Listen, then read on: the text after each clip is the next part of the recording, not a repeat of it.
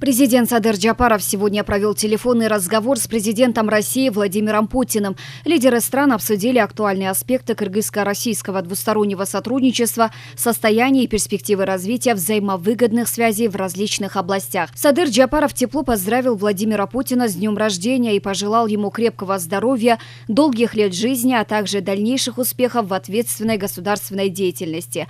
Он высоко оценил совместное взаимодействие стран, основанное на прочных традициях исторической дружбы и взаимного уважения, подчеркнув большой личный вклад Владимира Путина в этом деле. Садыр Джапаров также поздравил лидера России с успешным проведением выборов в Государственную Думу, выразив уверенность в том, что ее дальнейшая деятельность будет направлена на укрепление межпарламентских связей с Джугурку Кенешем. В свою очередь Владимир Путин поблагодарил за поздравления, а также подчеркнул готовность российской стороны к продолжению наращивания взаимовыгодного сотрудничества по всем вопросам совместной повестки.